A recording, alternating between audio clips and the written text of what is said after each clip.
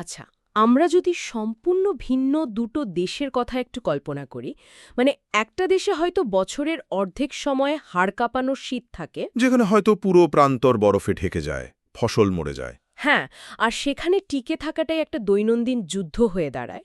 অন্যদিকে আরেকটা দেশ ধরুন যেন একদম গ্রীষ্মমণ্ডলীয় স্বর্গ, মানে সারা বছর চমৎকার রোদ থাকে, গাছপালায় ফলমূল ভরে থাকে। প্রকৃতি যেন সবসময় তার দুই হাত উজাড় করে দিচ্ছে। ঠিক তাই।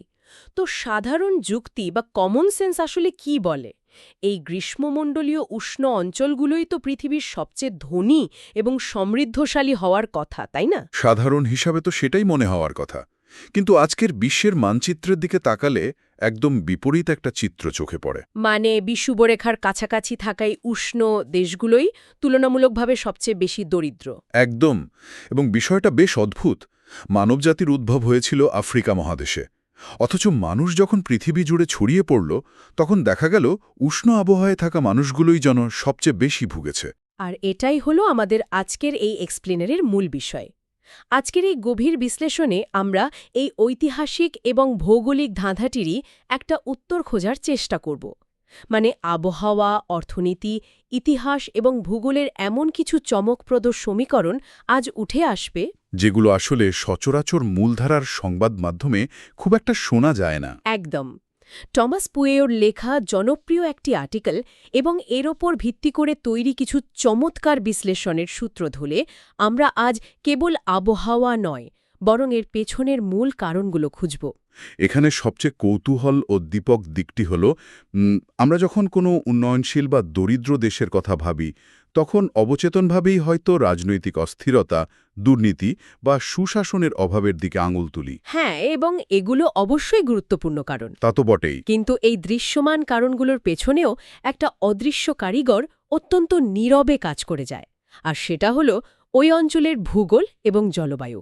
মানে আজকের এই এক্সপ্লেনারে আমরা কেবল কি হচ্ছে তা নিয়েই কথা বলবো না, বরং কেন হচ্ছে তার পেছনের বিজ্ঞানটা বোঝার চেষ্টা করব। উপাত্ত বিশ্লেষণ করলে একটা চমকে দেওয়ার মতো পরিসংখ্যান কিন্তু পাওয়া যায়। প্রতি ১ ডিগ্রি সেলসিয়াস তাপমাত্রা বৃদ্ধির কারণে কোনো দেশের মাথাপিছু জিডিপি প্রায় ৮.৫% পর্যন্ত হ্রাস পেতে পারে। ৮.৫%?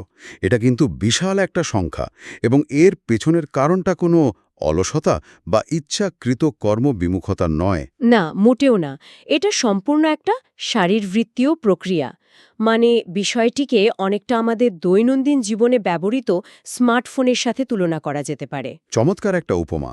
অতিরিক্ত ব্যবহারের ফলে স্মার্টফোন যখন খুব বেশি গরম হয়ে যায়, তখন প্রসেসরকে বাঁচানোর জন্য ফোনটি স্বয়ংক্রিয়ভাবে তার পারফরম্যান্স কমিয়ে দেয়। একদম তাই। প্রচণ্ড গরমে মানবদেহ ঠিক একই কাজ করে।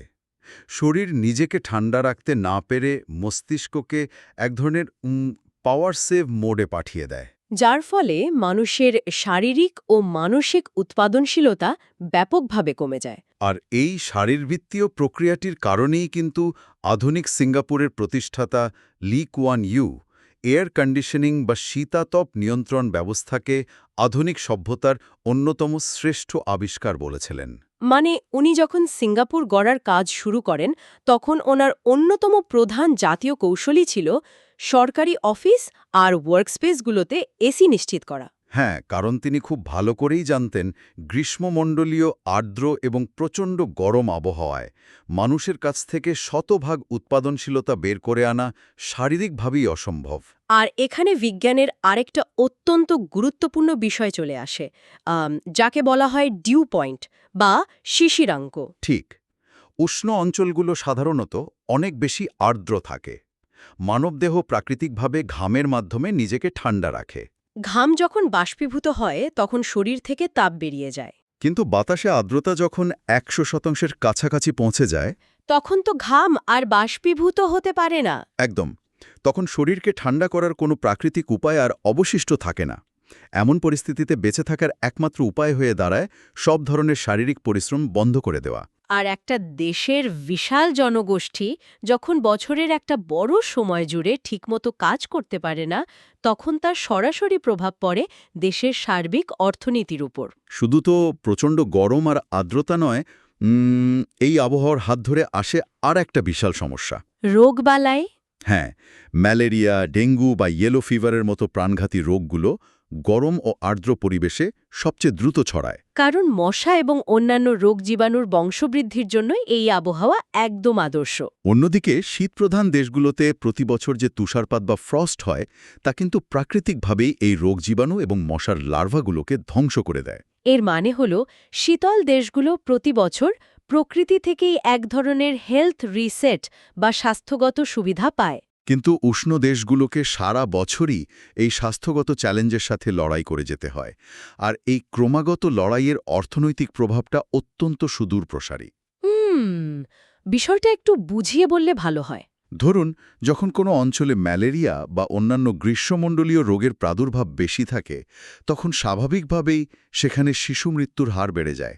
হ্যাঁ, এটা তো খুবই স্বাভাবিক একটা ব্যাপার। তো এটি একটা সমাজকে ভেতর থেকে কিভাবে বদলে দেয় তা একটু গভীরভাবে চিন্তা করলেই বোঝা যায়। যে সমাজে অনেক শিশু মারা যায়, সেখানে পরিবারগুলো স্বভাবতই বেশি সন্তান জন্ম দেওয়ার দিকে ঝুঁকে পড়ে। এই আশায় যে অন্তত কয়েকজন সন্তান হয়তো বেঁচে থাকবে। ঠিক।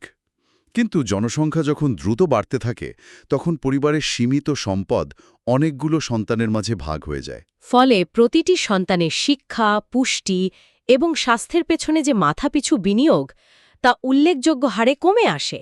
আর আধুনিক অর্থনীতিতে সবচেয়ে মূল্যবান সম্পদই তো হল দক্ষ মানব সম্পদ। কিন্তু স্বাস্থ্যগত কারণে যখন দক্ষ মানব সম্পদ তৈরিই হতে পারে না, চক্রে আটকা পড়ে যায়। একদম কিন্তু এই যুক্তিটি মেনে নিলেও একটা বড় খটকা থেকে যায়। যদি শুধু গরম আবহাওয়া এবং রোগবালাই একমাত্র কারণ হয়, তাহলে ইতিহাস তো একটু অন্য কথা বলছে। অন্য কথা বলতে মানে, আমরা যদি প্রাক্তন উপনিবেশগুলোর দিকে তাকাই, তবে দেখব যুক্তরাষ্ট্র, অস্ট্রেলিয়া, সিঙ্গাপুর বা হংকংয়ের মতো কিছু দেশ, যারা একসময় উপনিবেশ ছিল, তারা আজ বিশ্বের অন্যতম ধনী এবং সমৃদ্ধশালী রাষ্ট্র। হ্যাঁ, তা তো বটেই। আবার অন্যদিকে ইথিওপিয়া বা থাইল্যান্ডের মতো দেশ, যারা কখনোই সেভাবে সরাসরি উপনিবেশবাদের শিকার হয়নি, তারা কিন্তু অর্থনৈতিকভাবে বেশ পিছিয়ে আছে। এটা বেশ ইন্টারেস্টিং একটা পয়েন্ট। এর মানে কি এই দাঁড়ায় না যে শুধু আবহাওয়া নয়, বরং ঐতিহাসিক এবং রাজনৈতিক প্রতিষ্ঠানগুলো সমানভাবে দায়ী? ইতিহাস এবং অর্থনীতির এই সংযোগটি সত্যি অত্যন্ত জটিল। নোবেলজয়ী অর্থনীতিবিদ ড্যারেন অ্যাসেমোগ্লু, সাইমন জনসন এবং জেমস রবিনসনের একটা বিখ্যাত তত্ত্ব রয়েছে বিষয়ে। হ্যাঁ, যা এই অমীমাংসিত ধাঁধাটি সমাধানে একটা নতুন দৃষ্টিভঙ্গি দেয়। তাদের মতে, ইউরোপীয় শ্বেতাঙ্গরা যখন বিশ্বজুড়ে উপনিবেশ স্থাপন করতে শুরু করল, তখন তারা আবহাওয়া অনুযায়ী ভিন্ন ভিন্ন কৌশল নিয়েছিল। যেমন গরম এবং আর্দ্র দেশগুলোতে তারা ম্যালেরিয়া এবং অন্যান্য গ্রীষ্মমণ্ডলীয় রোগে ব্যাপকভাবে মারা যেত। ঠিক, যেহেতু সেখানে তাদের পক্ষে বেঁচে থাকা কঠিন ছিল, তাই তারা সেসব জায়গায় স্থায়ীভাবে বসতি স্থাপন করেনি। এর বদলে তারা সেখানে অত্যন্ত নির্মম এক ব্যবস্থা গড়ে তুলেছিল, যাকে বলা হয় এক্সট্র্যাকটিভ প্রতিষ্ঠান বা নিষ্কাশনমূলক ব্যবস্থা। হ্যাঁ, এই এক্সট্র্যাকটিভ প্রতিষ্ঠানের বিষয়টা যদি আরেকটু সহজভাবে ব্যাখ্যা করা যায়, মানে এটা এমন একটা ব্যবস্থা যা স্থানীয় মানুষের জন্য স্কুল, কলেজ বা রাস্তাঘাট নির্মাণের উদ্দেশ্যে তৈরি হয়নি। একদম না।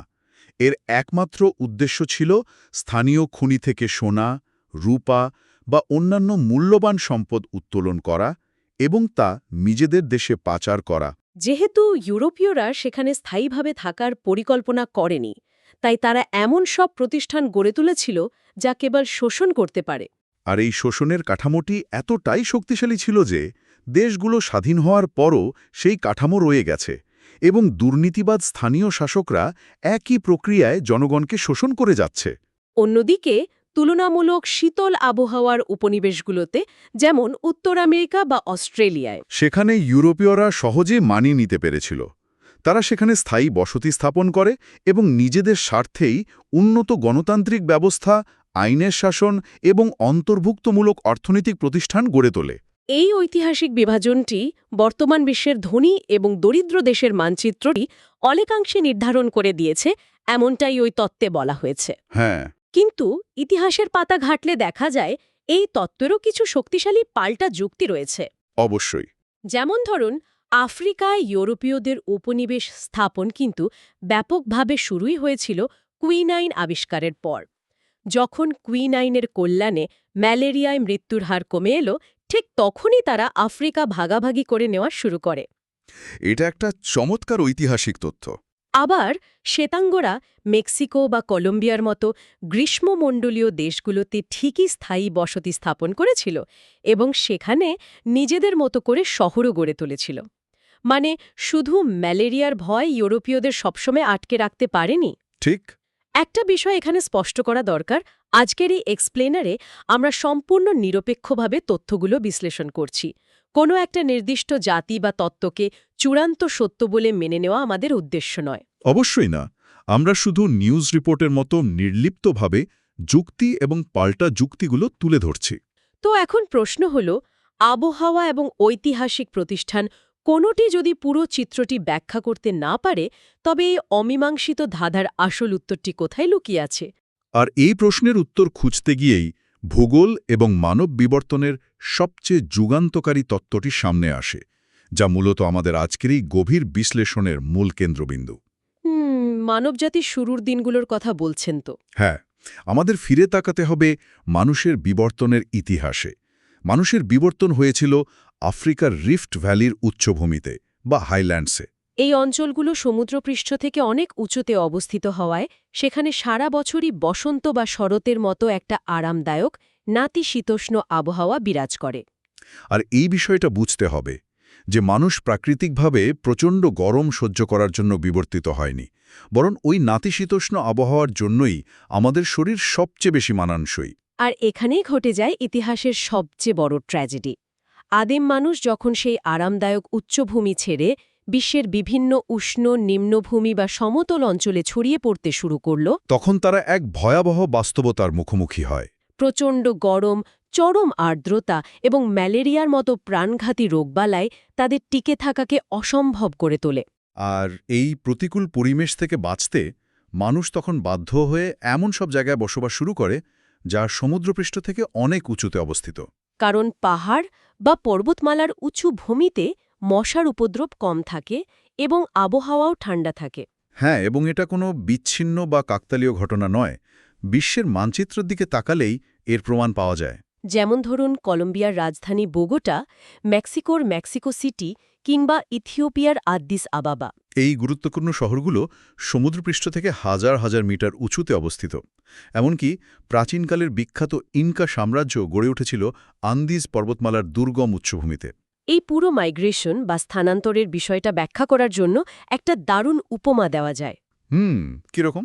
ধরুন সমতলের রোগ আর প্রচণ্ড গরম থেকে বাঁচতে মানুষের পাহাড়ে উঠে যাওয়াটা অনেকটা বন্যার হাত থেকে বাঁচতে কোনো বহুতল ভবনের একেবারে উপরের তলায় আশ্রয় নেওয়ার মতো। হ্যাঁ, মানুষ বেঁচে তো গেল, কিন্তু মূল সমস্যা হলো সেই ভবনে ওঠা নামার জন্য কোনো লিফট নেই। অসাধারণ একটা উপমা। এই লিফট না থাকার বিষয়টা কিন্তু অর্থনীতির একটা অত্যন্ত নিষ্ঠুর বাস্তবতাকে তুলে ধরে। অর্থনীতিতে একেই আমরা একটা বিশাল ট্রেড অফ বা আপস বলে থাকি।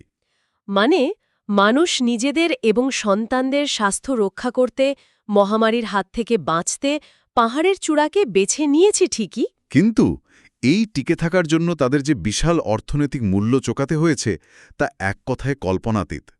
এবং এই ভৌগোলিক অবস্থানই মূলত নির্ধারণ করে দিয়েছে কেন তারা দীর্ঘমেয়াদে অর্থনৈতিকভাবে পিছিয়ে পড়েছে।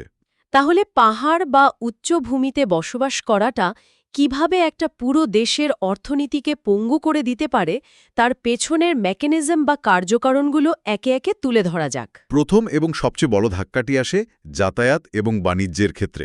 হ্যাঁ, সমতল ভূমিতে রাস্তাঘাট নির্মাণ করা যতটা সহজ, একটা দুর্গম পাহাড়ি এলাকায় রাস্তা বা রেল লাইন তৈরি করা তার চেয়ে বহুগুণ বেশি ব্যয়বহুল। শুধু তাই নয়, সমতল ভূমিতে সাধারণত বড় বড় নাব্য নদী থাকে যা দিয়ে খুব সহজেই এক জায়গা থেকে অন্য জায়গায় পণ্য পরিবহন করা যায়, কিন্তু পাহাড়ি এলাকায় সে সুযোগ নেই। ফলস্বরূপ যে কোনো পণ্য উৎপাদন করে তা অন্য জায়গায় নিয়ে যাওয়ার খরচ এতটাই বেড়ে যায় যে ব্যবসা বাণিজ্য করাটাই অর্থনৈতিকভাবে অলাভজনক হয়ে পড়ে।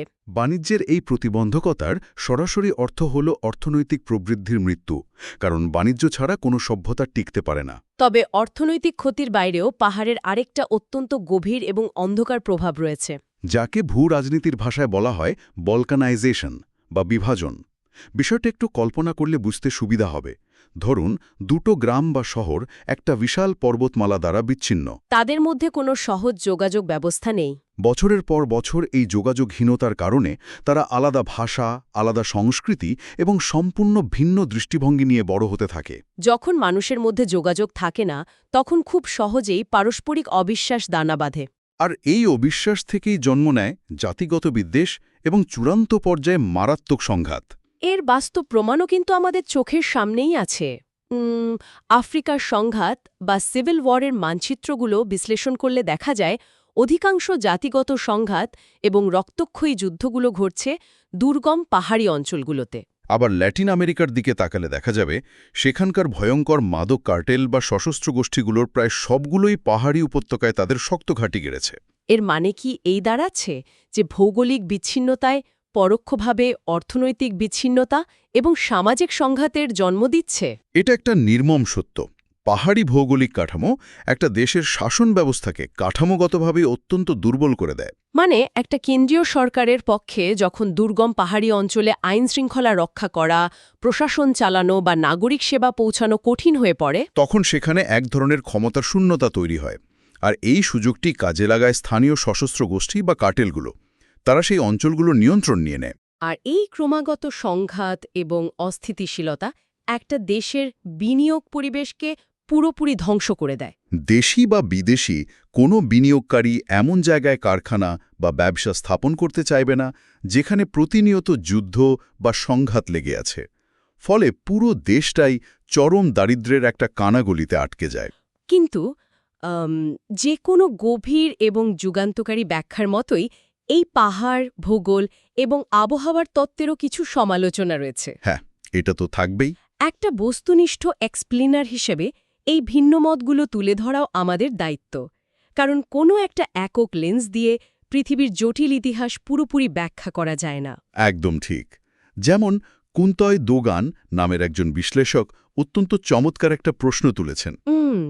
তার মতে কেবল জিডিপি বা মাথাপিছু আয় দিয়ে মানুষের উন্নতি মাপাটা আধুনিক বিশ্বের একটা ত্রুটিপূর্ণ ধারণা। প্রাচীনকালের মায়া বা মিশরীয় সভ্যতার দিকে তাকালে দেখা যায় তারা অত্যন্ত উষ্ণ অঞ্চলে থাকা সত্ত্বেও জ্ঞান, বিজ্ঞান, গণিত এবং স্থাপত্যে চরম উৎকর্ষ লাভ করেছিল। সংস্কৃতি এবং দেশীয় জীবনযাপন পদ্ধতিকে সম্পূর্ণ উপেক্ষা করে কেবল আধুনিক পশ্চিমা পুঁজিবাদের চশমা দিয়ে বিশ্বকে দেখছে।